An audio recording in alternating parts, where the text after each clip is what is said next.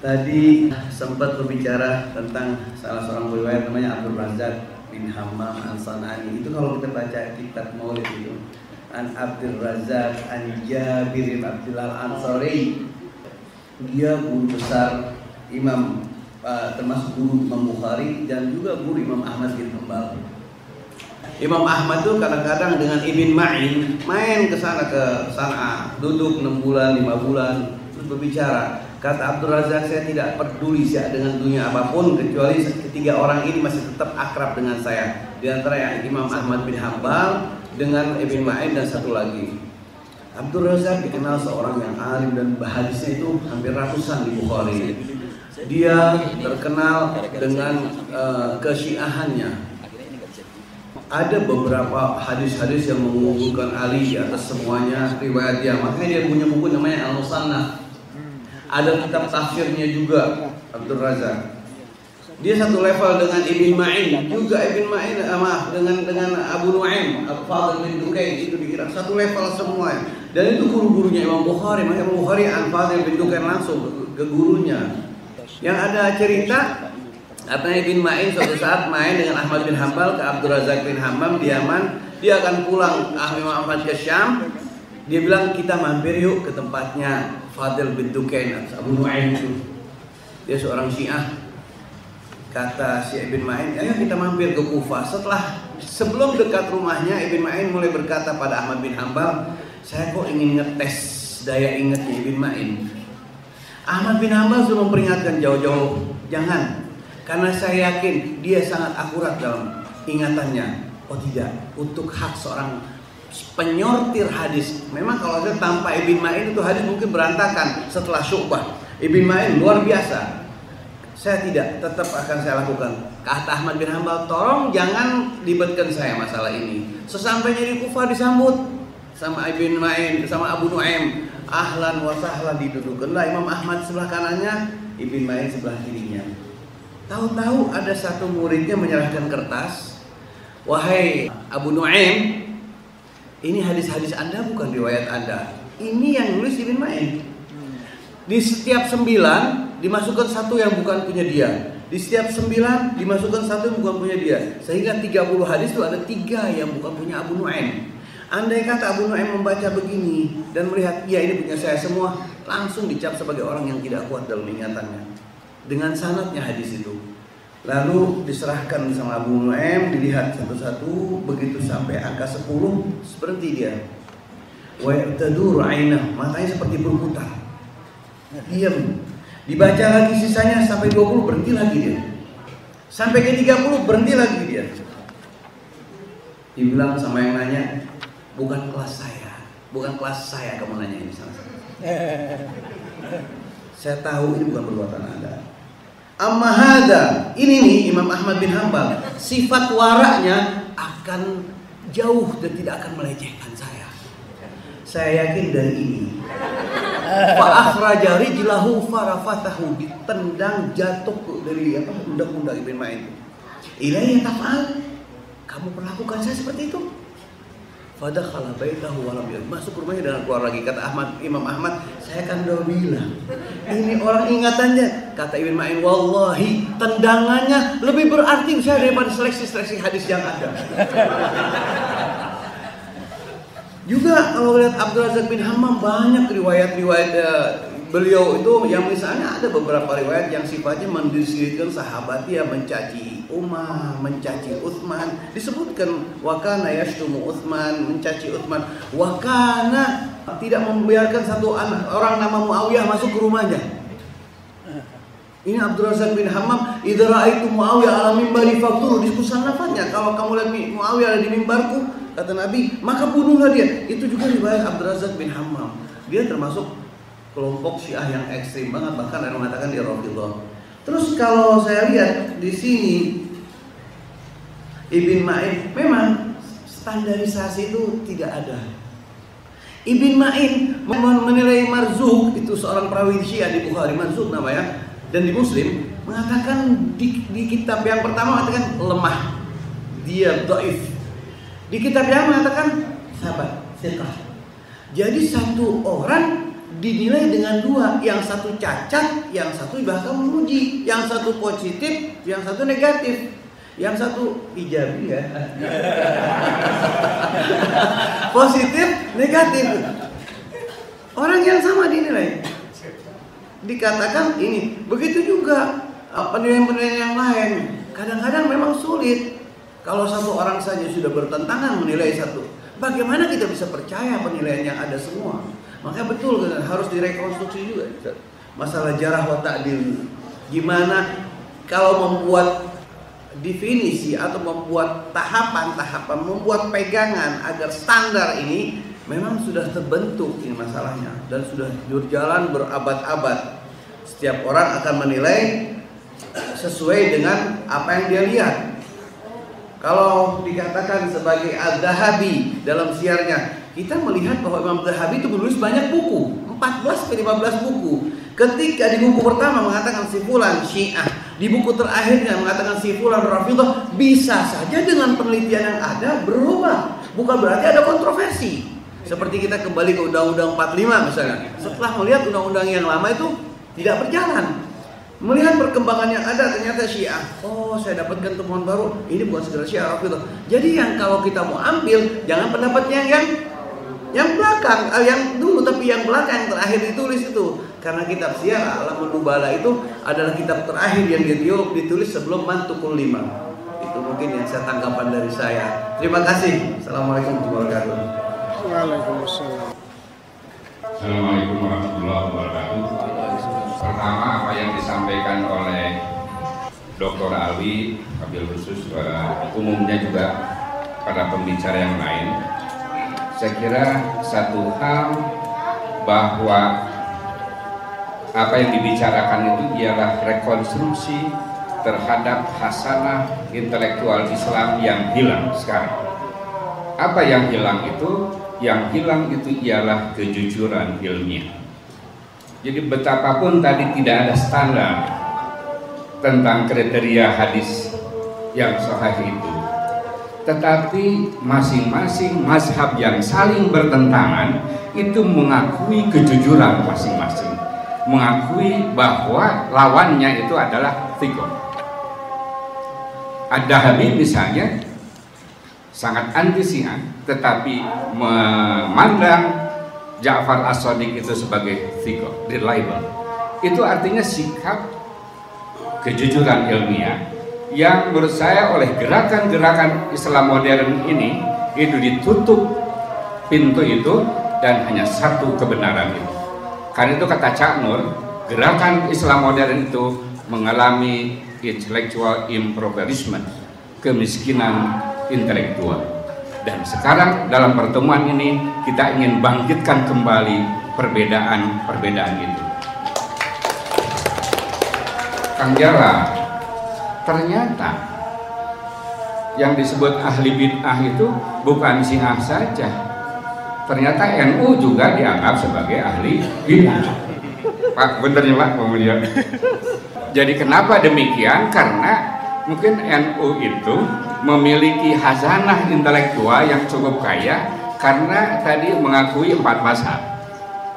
Dan di NU itu sudah terbiasa misalnya mengenai kitab Al-Mustadrak, dan itu dituduh Syiah ya kan Jalal ya, Al-Mustadrak itu. Kemudian Hilyatul Aulia Abu Ma'in itu disebut kripto Syiah. Bahasa istilah kripto Syiah itu apa? Syiah yang bertakiyah ke mazhab Syafi'i gitu, karena kan Syafi'i kan ya, Abu Ma'in itu. Nah ini saya kira yang di kalangan Islam perkotaan itu mohon maaf sekali lagi agak terabaikan gitu. Nah ini saya kira urgensi dari diskusi ini. Yang kedua, yang mungkin ini harus jadi bahan diskusi ke depan Kang Jala, supaya ada eksklusivitas. Kalau sekarang kita kaji bahwa Bukhari Muslim itu terbuka dengan periwayat-periwayat Syiah, mungkin ke depan perlu ada diskusi seberapa jauh orang-orang Syiah mengambil riwayat dari Sunni. Sebagai pengantar misalnya menarik ini ada Az-Zuhri. Az-Zuhri itu mungkin jadi banyak rujukan Imam Malik dalam Muwatta. Kan dianggap sebagai the enemy of Ahlul Bait karena pernah menjadi gubernur atau jadi hakim waktu zaman Muawiyah. Tetapi para periwayat atau pemikir-pemikir Syiah mengutip juga itu dari Az-Zuhri itu. Saya menemukan sebuah artikel, misalnya dari 2000 lebih hadis yang diriwayatkan oleh Az-Zuhri itu 10% itu dikutip oleh kitab-kitab Syiah. Misalnya di Al-Kafi itu ada 14 riwayat, ada Tahdhibul Ahkam 8 riwayat, Al-Istibsar 4 riwayat, Malayadurru Al-Faqih 3 riwayat, Amalul Saduq 3 riwayat, At-Tahdhib As-Saduq 3 riwayat, At-Tauhid As-Saduq 3 riwayat, Al-Qisal 9 riwayat, Ilas Sarai 7 riwayat, Biharul Anwar 50 riwayat, dan Wasailus Syiah 58 riwayat. Dari sini menurut saya bahwa para pemikir Islam, para ulama dulu itu sangat eklektik terhadap mazhab, dan itu jadi contoh kita ke depan. Assalamualaikum warahmatullahi wabarakatuh. Terima kasih untuk pertanyaan Pak Muhammad. Lanjut silakan untuk pertanyaan. Mungkin agak langsung kepada pertanyaan.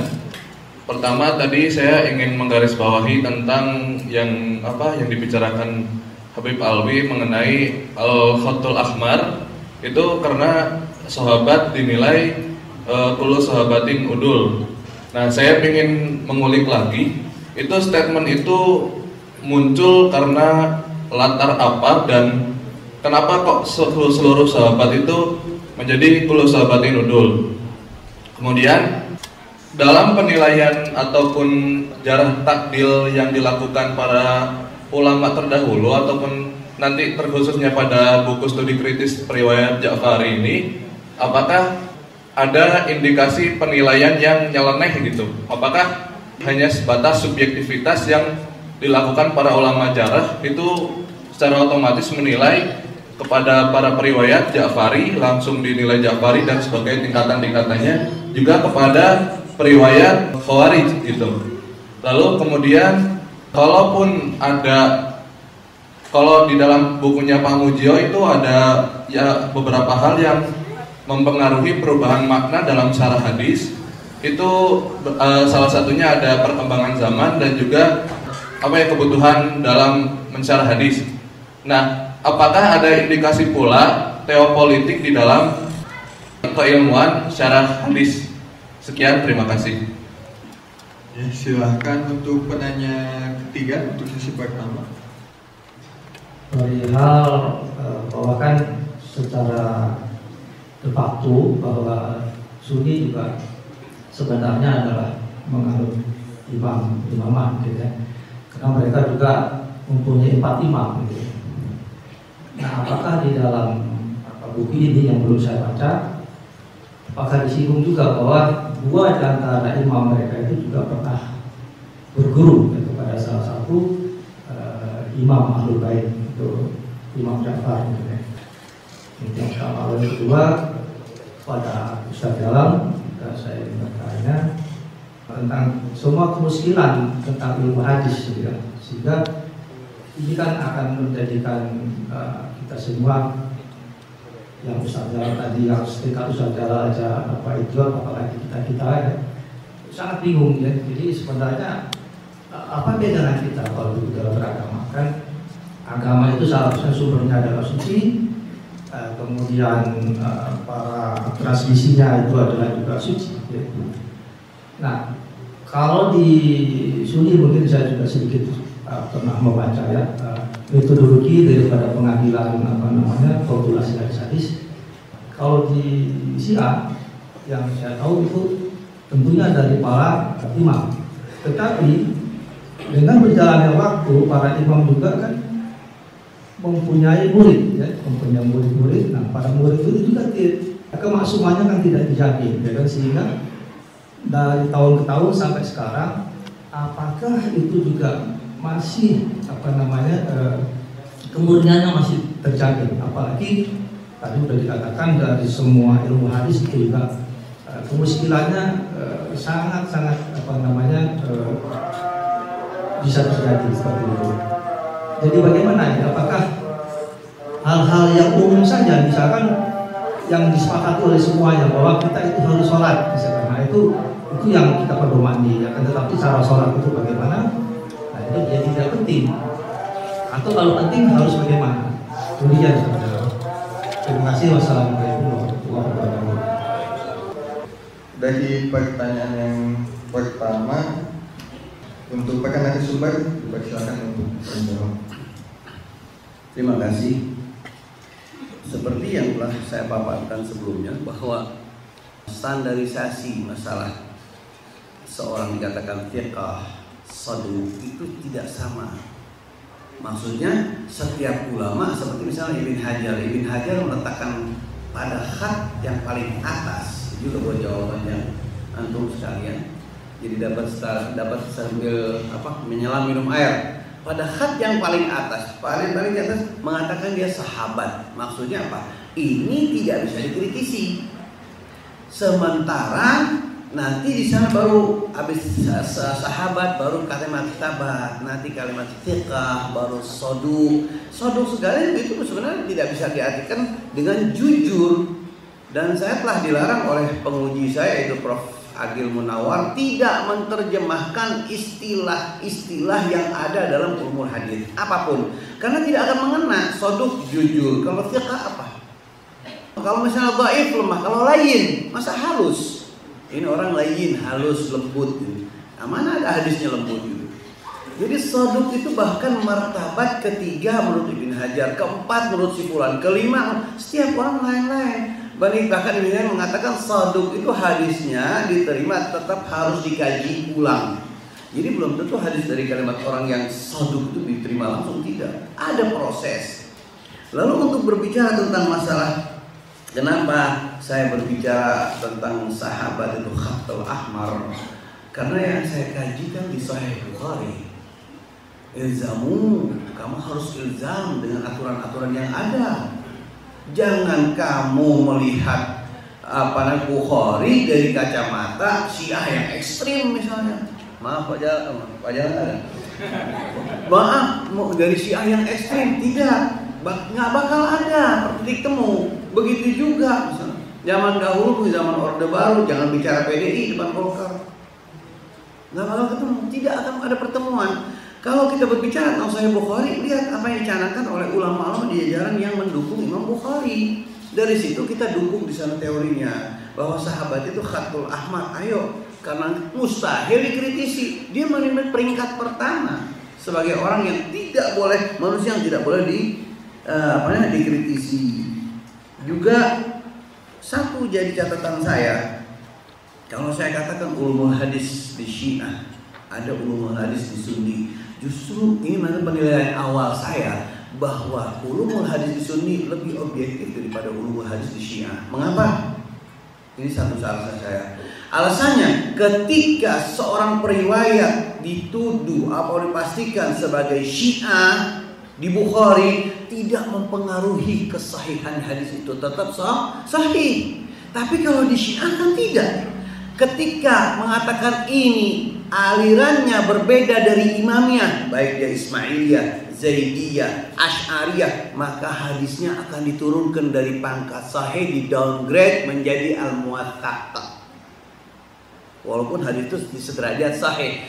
Tapi mengapa saya katakan demikian? Jadi saya lihat bahwa di kelompok Sunni lebih objektif dalam menilai para rijal hadis ini. Betul katakan Syiah, dikatakan Rafidhah, hadisnya masuk atau tidak? Masuk. Sahih atau tidak? Sahih, ya sudah. Yang saya ingin titik beratkan dalam buku saya ini, bahwa Imam Bukhari sama sekali tidak mempermasalahkan akidah seseorang dalam hadisnya. Itu juga menjadi contoh buat kita yang datang belakangan untuk menerima perbedaan Anggaplah seperti jalan kereta api, jalan bersama tapi tidak harus bersatu. Mungkin itu tanggapan dari saya. Saya teringat tadi saya katakan tahun 97 saya selangkah jalan untuk memohon sedikit masukan ketika saya akan menulis tesis berjudul hadis-hadis imamah dalam Sahih Bukhari dan Al-Kafi. Kata beliau, perlu Anda ketahui di kalangan Syiah itu nggak ada ilmu hadis. Di kalangan Syiah itu nggak ada ilmu hadis. Itu pertama kali yang saya dengarkan dari beliau. Karena kata beliau, prinsip dalam Syiah periwayatan hadis itu amanatun naqal. Kata beliau amanatun naqal. Jadi ketika gurunya mengatakan A, murid harus menyampaikan A. Begitu terus sampai ke bawah.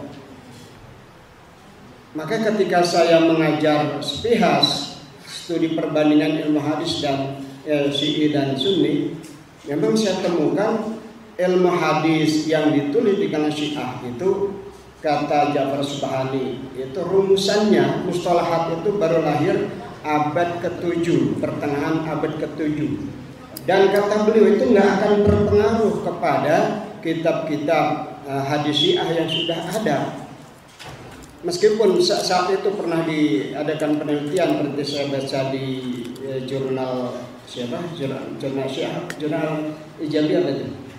Al-Huda ya. Al-Huda. Di sana ditemukan salah satu hasil penelitian terhadap Al-Kafi. Dari kurang lebih 16.000, bahkan dikatakan 9.000 yang dhaif.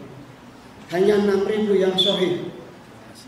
Yang lain macam-macam. Itu yang meneliti orang Syiah sendiri berdasarkan mustalahat yang disusun pada abad ke-7.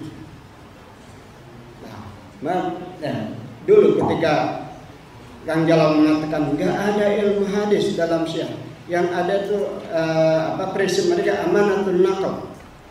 Maka kemudian saya bingung juga ketika mau meneliti itu. Maka yang akhirnya yang saya kaji kebanyakan adalah memang saya membaca ada satu kitab Rijal Syiah, Majma'ur Rijal.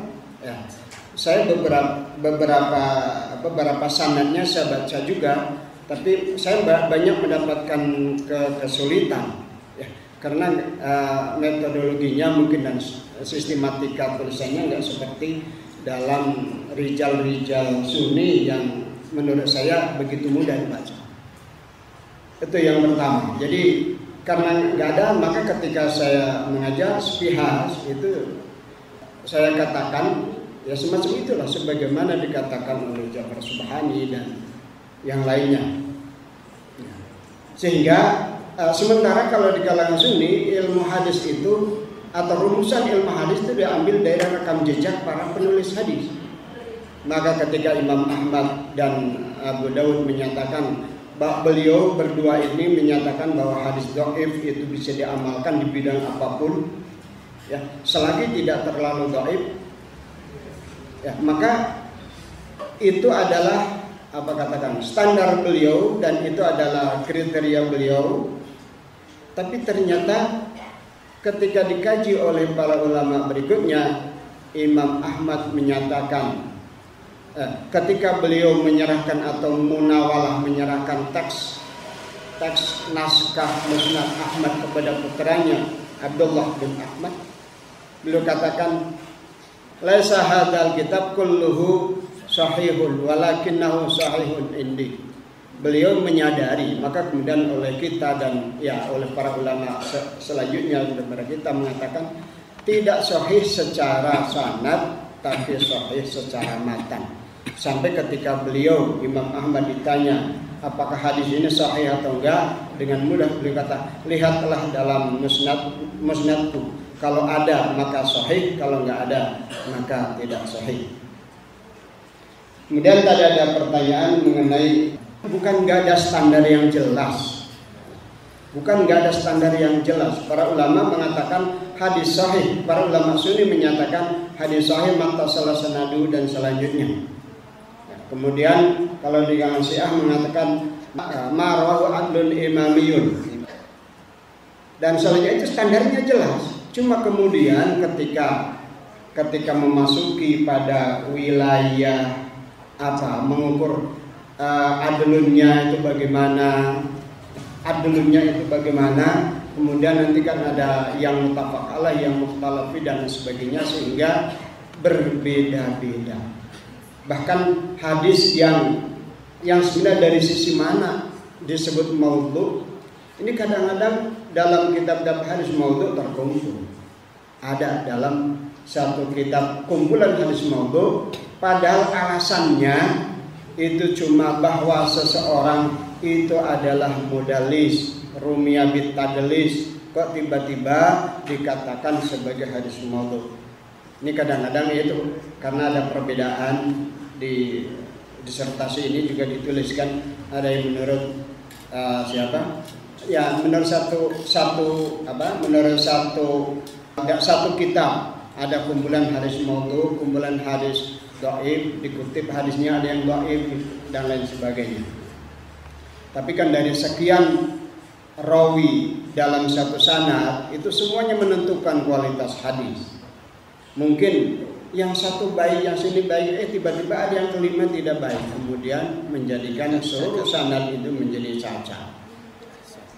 5 orang yang terangkum dalam satu sanad itu semuanya harus memenuhi standar adlun dhabitun am mislihi, semuanya harus adil, semuanya harus dhabit.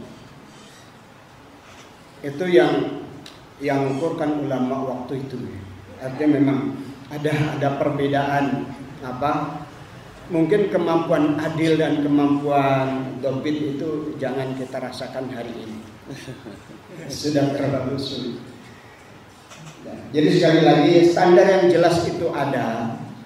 Imam Ahmad menentukan standar demikian, Imam Malik menentukan standar demikian. Itu mereka bertanggung jawab untuk pribadi karena itu bersifat ijtihadi. Maka kita nggak boleh mengkritisi Imam Malik ketika kita berbeda.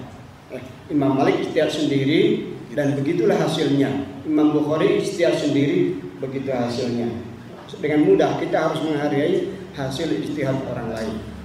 Tadi mengenai metode syarah, apakah ada faktor politis dalam, apakah ada pengaruh faktor politik? Kalau dalam syarah itu ya tinggal temanya lah. Ketika temanya ibadah ya harus didekati dengan metodologi usul fikih, kemudian di prinsip-prinsip ibadah. Kemudian nanti kalau di bidang politik ini tentunya harus mengkaji atau mempertimbangkan pendekatan ilmu politik. Demikian barangkali tambahan dari saya. Terima kasih. Baik, tadi sebenarnya sudah kalau pertanyaan-pertanyaan yang diajukan itu sudah dijawab. Tapi saya ingin menyampaikan pandangan. Yang pertama terkait dengan masalah jarh ta'dil ya, kaitannya yang menarik dan menjadi sumber muskilah, sumber problem dialog antar madzhab ini. Yang ini kalau juga kita pandang dari kacamata kita pribadi masing-masing, itu juga misi untuk menemukan jalan tengah atau titik temu itu nggak akan ketemu, mengingat ini adalah bagian dari suatu metodologi yang sudah diyakini oleh kelompok oleh beberapa kelompok. Misalnya saja dalam tradisi ulama Sunni, jarh ta'dil itu menjadi satu pondasi dalam kritik hadis. Nah ini kalau kemudian pondasinya dikulik-kulik, maka yang ada bukan lagi dialog biasanya, malah justru yang ada malah jadi saling mencari kesalahan, saling marah. Nah, saya cara memandangnya seperti ini. Saya mau lanjutkan potong. Itu yang agak perlu dielaborasi itu Sunni Salafi. Sunni Salafi ya kan. Teologi politiknya itu bagaimana kita menyikapi itu, sama counter itu kan bagian dari tradisi Islam. Tapi ini yang tampaknya yang dominan. Ya. Dan sekarang tradisi Salafisme itu nggak seramai beberapa tahun yang lalu ketika kita menampilkan keilmuan kita atau kaidah-kaidah yang sebenarnya, karena kalau beberapa tahun yang lalu kan menjadi ramai misalnya tradisi Salafisme itu seringkali hanya menyampaikan produk jadinya bahwa ini dhaif, pengaruhnya buruk terhadap akhirnya bid'ah dan sebagainya.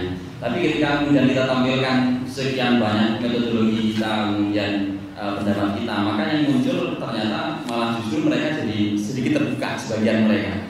Nah, itu berarti kan kita harus memang menampilkan aspek metodologi yang ada di antara kita. Nah, saya memandang seperti ini.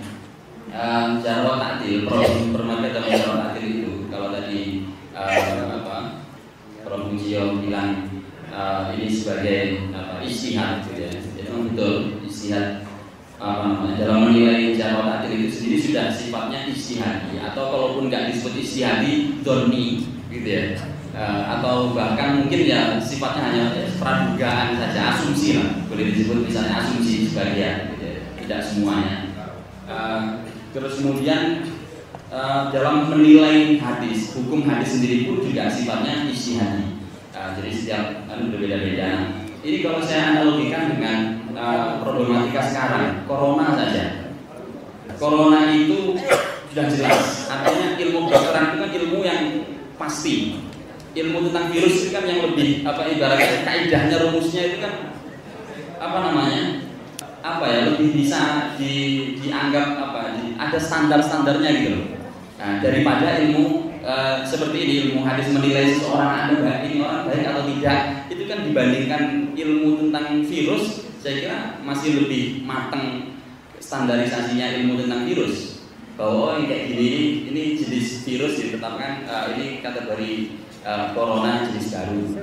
Ini kategorinya penularannya, tingkat penularannya sekian. Itu kan kemudian bisa diteliti lebih datanya itu lebih terstruktur, betul. Lebih terstruktur. Itu saja, setiap dokter bisa berbeda dalam memandang. Ada dokter yang mungkin santai, ada yang panik juga dokternya. Ada yang kemudian ini pemerintah sendiri juga gitu, pemda-pemdanya beda-beda. Ada yang menetapkan ini KLB, oh ini nggak cukup KLB, ini sudah bencana. Oh ini sudah meskipun WHO menetapkan pandemi, ada yang masih santai. Belum lagi di kalangan para ulama dengan metodenya mereka. Misalnya ada yang memandang dari pendekatan tasawuf, nanti beda lagi cara pandangnya. Oke, kita boleh saja waspada, tapi jangan sampai ini melupakan kita pada pencipta virus ini sebenarnya seperti apa. Kita punya kekuatan yang lebih lebih besar daripada kekuatan virus yang segini. Nah itu berbagai macam paradigma bisa dipakai untuk membaca satu fenomena virus yang dalam konteks ilmu para praktisi kedokteran sendiri pun berbeda-beda dalam memahami, dalam menyimpulkan. Belum lagi pemerintahnya juga berbeda-beda. Belum lagi para agamawan juga ikutan ngomong dengan pendekatan masing-masing. Nah, belum lagi kemudian yang menjadi problem itu malah sebenarnya kalau menurut saya itu cara pandang kita terhadap apa yang ada dalam kitab-kitab Jarh wa Ta'dil. Maksud saya begini, yang ada dalam kitab Jarh wa Ta'dil itu kalau menurut saya itu adalah data mentah, bukan fakta. Nah, kalau kita lihat misalnya yang pertama atau yang kitab tertua yang bisa disebut dalam konteks ini yang sistematika tulisannya itu sudah cukup bagus dan memunculkan beberapa kaidah. Itu adalah misalnya karya Abu Hatim Ibn Abi Hatim Ar-Razi. Ibn Abi Hatim Ar-Razi. Nah itu kan dengan kitabnya Al-Jarh wa Ta'dil, data-data yang di situ kan tidak mewakili pendapatnya Abu Hatim sendiri.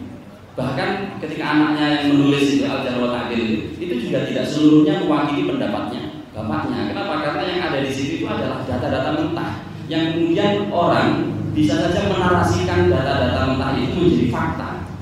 Nah fakta inilah yang kemudian orang bisa berbeda-beda dalam menafsirkan fakta ini. Jadi data yang ada dalam kenapa kemudian Ibnu Hajar itu seolah-olah menjadi muqaddas gitu ya, nggak bisa dikritik. Gitu.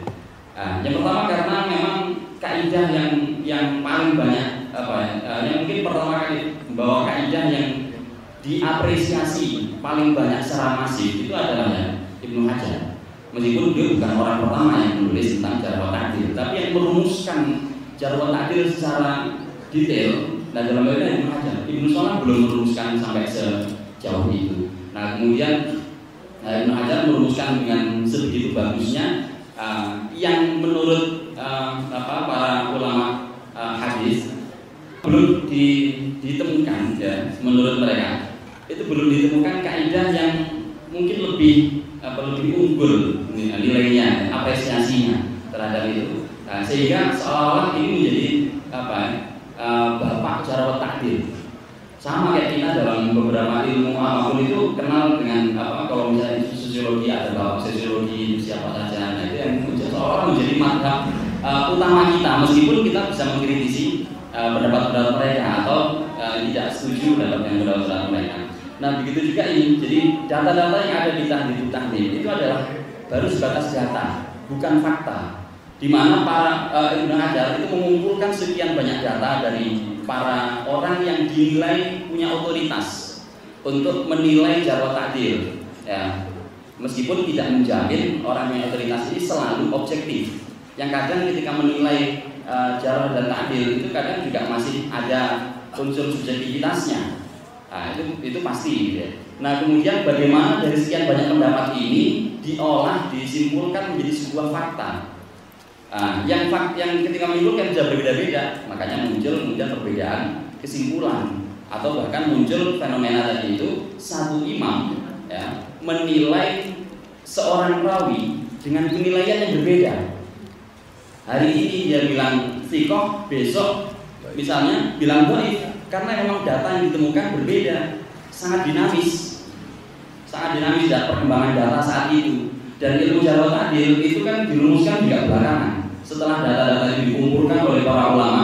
Imam Bukhari sendiri ketika menulis Tarikh Kabir atau menulis kitab-kitab yang berisi jarh hadis itu juga tidak menampilkan kaidahnya.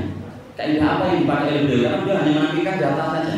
Yang kemudian oleh para ulama direkonstruksi bagaimana kaidah-kaidah itu, kaidah-kaidah jarh ta'dil itu.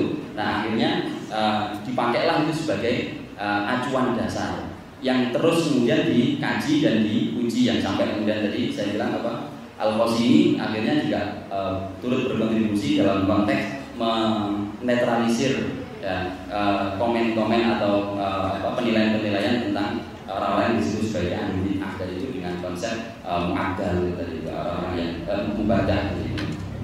Nah, itu saya kira terkait dengan masalah jarh ta'dil. Baik, terima kasih.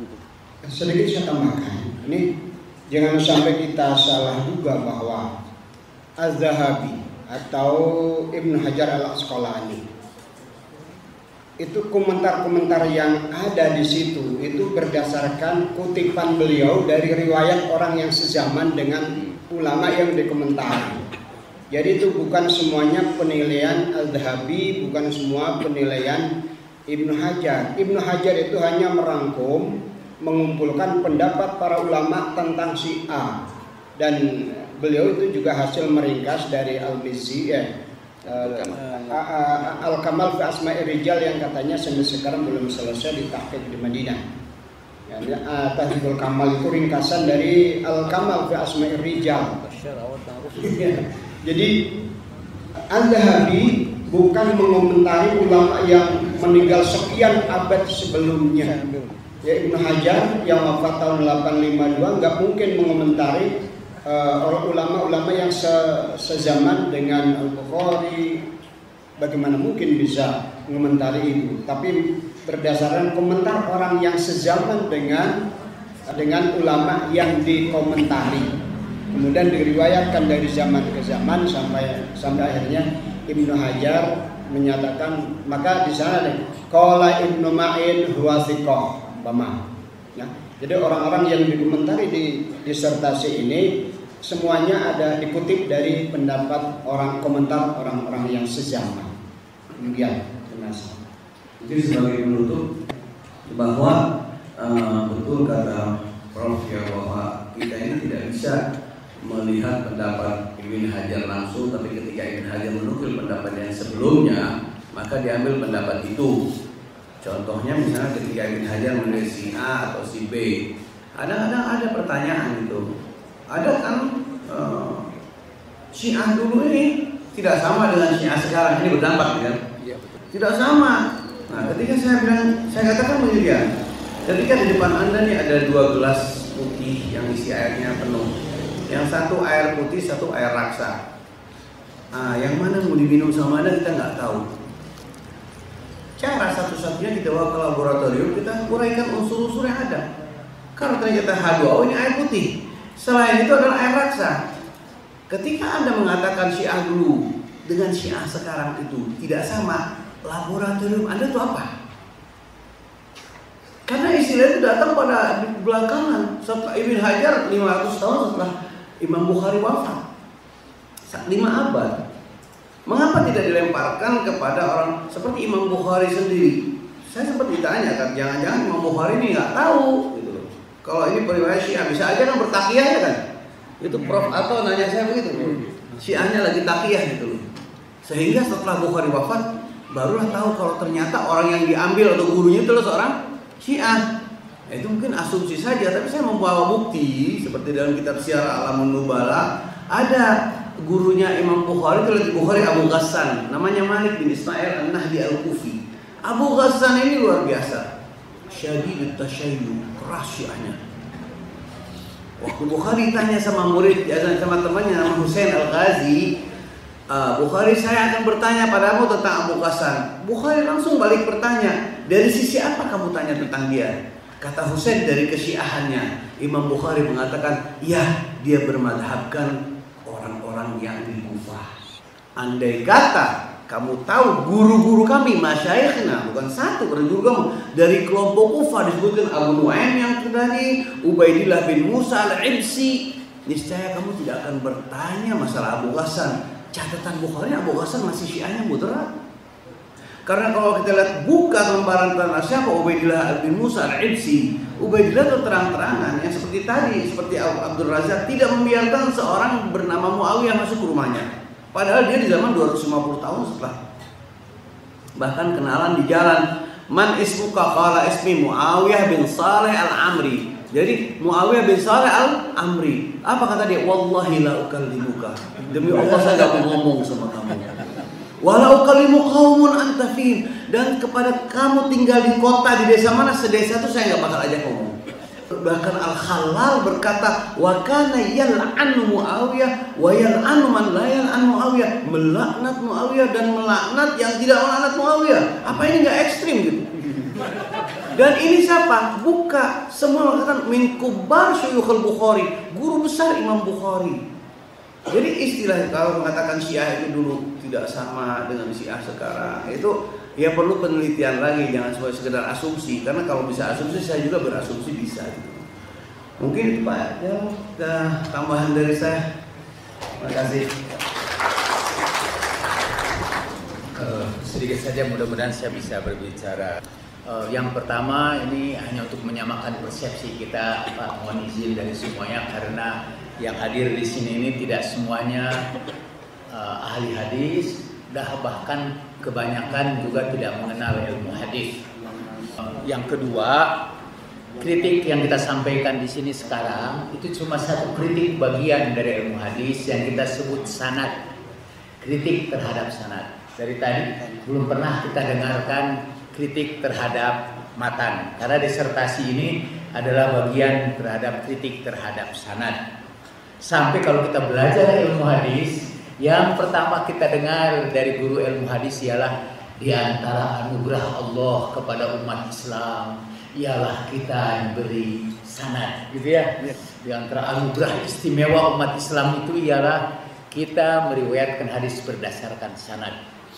Coba kita baca perjanjian baru atau perjanjian lama, tidak ada sanadnya di situ. Kita baca buku Aristoteles juga tidak ada sanadnya, karena Aristoteles langsung menulisnya. Menurut saya kebanggaan karena sanad ini yang kita kritik habis-habisan hanya mempersulit ilmu hadis itu. Kita lebih percaya sekiranya dari dulu umat Islam itu menuliskan hadis, selesai ini masalah kita sekarang ini. Ini jadi masalah karena kita memperbincangkan sanad. Dan yang ketiga, ini konsep yang ketiga, saya bawakan kisah. Rupanya Ahmad dengan Ibnu Ma'in ini sahabat karib lah ya, satu kota juga tampaknya ya. Jadi satu saat dia datang ke Masjid Jami, dan di Masjid Jami itu ada seorang selesai sholat membacakan hadis. barang siapa yang membaca la haula wala quwata illa billah, Allah ciptakan nanti untuk dia seekor burung yang setiap lembaran bulunya itu dari emas, dan seterusnya lah. Saya tidak hafal hadis itu, alhamdulillah tidak hafal. Setelah itu, dan dia berkata, haddatsana Ahmad bin Hanbal, haddatsana Ibnu Ma'in, dan dua-duanya ada nonton. Orang siapa baca ini gitu kan.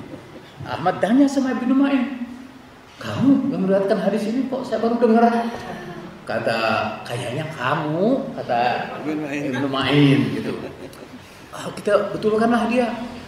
Terus, dan orang itu setelah bacakan hadis itu, dia edarkan peci, disumbang di masjid Al-Aqsa.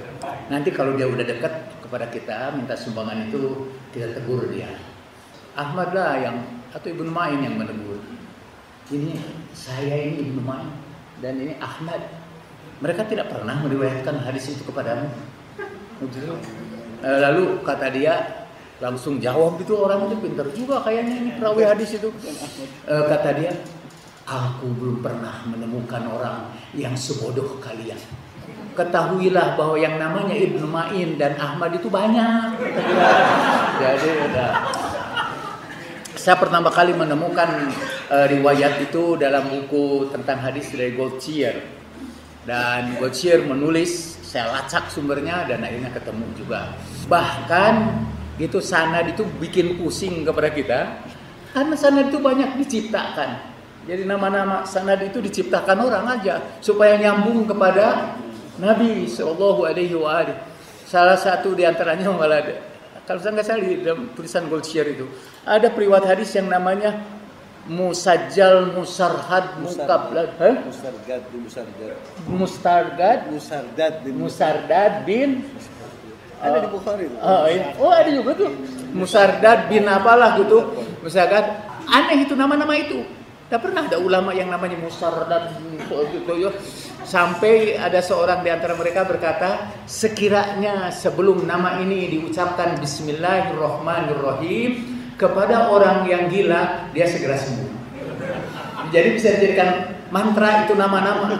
Saking anehnya, saya malah bisa berkata sekiranya ini dibacakan kepada ahli hadis, nama-nama ini yang normal jadi gila. Itu yang jadi gila. Walhasil mereka, kalau saya sih mungkin tadi solusinya gimana kita memecahkan, mengembangkan ilmu hadis itu, dan saya usulkan ialah menggunakan metode historis. Para peneliti-peneliti barat menawarkan metode untuk mengetahui otentisitas ilmu hadis itu, sebagaimana mereka mendengar sejarah, bukan saja sejarah Islam, tapi juga sejarah agama-agama yang lain ya. Nah, kekurangan kita ini dalam ilmu hadis, satu itu penyebabnya, karena abad-abad pertama kita tidak menuliskan hadis itu. Jadi sayangnya, kenapa abad? Sekiranya saya bisa kembali lagi ke zaman itu, saya akan tuliskan hadis ini. Terima kasih kepada para pembicara di sini. Atolallahu baqa'akum. Mudah-mudahan masih memberikan pencerahan kepada kita. Saya lupa untuk menyampaikan pesan yang terakhir dari saya lah. Setelah saya mengamati Google dan para ustadz-ustadz itu, saya menemukan bahwa bukan saja mereka seringkali membawakan hadis-hadis untuk argumentasi mereka, tapi kebanyakan hadis-hadis itu tidak jelas sumbernya. Dan kemudian menjadi cerita yang menarik bagi para pendengarnya. Bahkan dijadikan pedoman hidup bagi mereka. Mungkin kehadiran Bapak-bapak di sini mengingatkan kita betapa kita harus selalu kritis mendengarkan berita hadis, apalagi kalau hadis-hadis itu tidak jelas sumber-sumbernya. Ada kawan saya dulu UIN tapi dari Fakultas Adab, sekarang jarang bicara lagi. Fakhri Ali ya. Ya, Fakhri Ali itu memberikan pedoman kepada saya. Ustaz, kalau dengar hadis-hadis tentang nubuat, bakal begini, langsung jaya Ustaz. Itu tolak. Dalam penelitian saya, semua hadisnya dhaif. Dan bisa terbukti dalam kenyataan di setiap zaman. Jadi ini benar hadis itu. Jadi kita akhir zaman. Jadi mulai akhir zaman sejak zaman Imam Al-Ghazali sampai kepada akhir zaman Ustadz Baikuni, Ahmad Baikuni atau Ustadz Adi Hidayat, itu hadis yang sama tentang nubuat itu diulang-ulang dan setiap zaman terjadi. Nah sebetulnya beliau Pak Fakhri Ali itu menyarankan kepada saya satu metode baru untuk mengembangkan ilmu hadis. Kami bermohon bapak-bapak ini sama ada khatir berkenan untuk memenuhi undangan kami dalam pertemuan yang lain, berbicara dalam ilmu hadis mungkin dalam dimensi yang lain.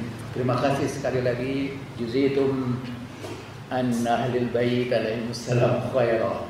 Wa ma taufiqi illa billah, alaihi tawakkaltu wa ilaihi unib. Wassalamualaikum warahmatullahi wabarakatuh. Alhamdulillah.